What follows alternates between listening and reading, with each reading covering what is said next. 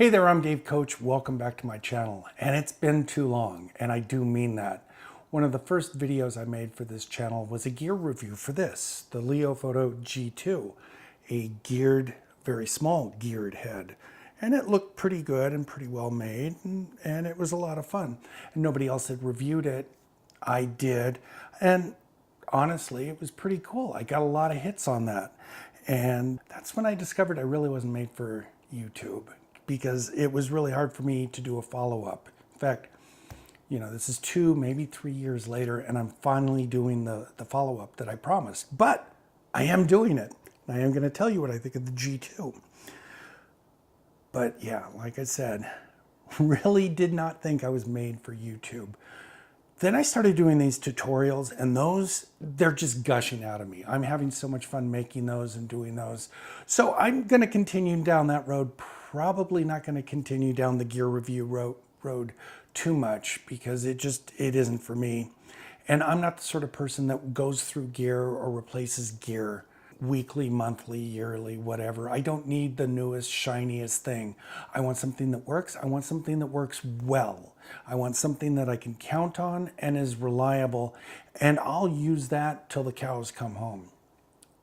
So you'll notice the G2 is not on any of my tripods right now. That's because it does not hold up.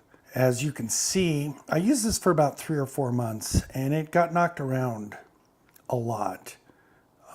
And the metal just did not hold up. It bent a little right in here, which made it a little harder to put a camera in. But more than anything, and the unforgivable sin in a camera mount, is that it just does not hold steady. Here, let me show you this. Where is there? Okay, I'm gonna hold this hand steady. I'm gonna move this hand. Look how much play is in that. That's after 3, maybe 4 months use.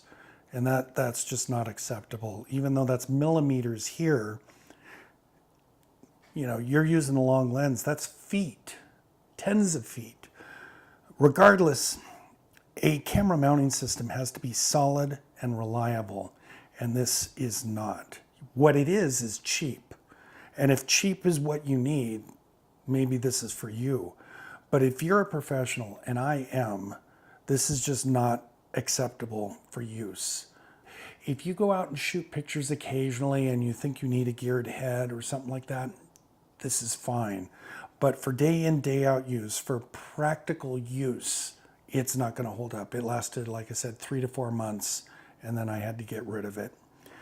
So my overall review is, regardless of anything else about this, if it can't hold a camera steady, it is not worth you investing in.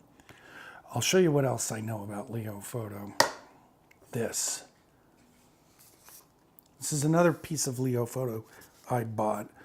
It looks nice. It looks, you know, a lot like who it's trying to copy, which is Really Right Stuff. But does it hold up? No. Look at this. Here's the worst part. Yeah, that's not repairable. That's not usable. That's not repairable. And I think another strike against Leofoto and a lot of the other Chinese equipment is that there's no way to get it repaired. So that, even though that may have only been $200 or $300, that's $200 or $300 that is wasted. I may have spent $1,000, $1,500 on my Really Right Stuff tripod, but you know what? It's working. It's working right there. And you know what's working right over here is my Gitzo.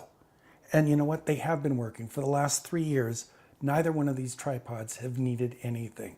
That Arca Swiss doesn't do this. I don't need to worry about that. I can rely on that every time. I don't even think about it. It works. I'm done.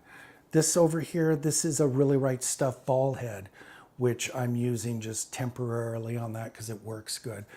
The other Gitzo that I use has a Matterport head on it, because the Matterport 3 has a special mounting, so that's dedicated to just that. They look good, they look well made, but they do not hold up.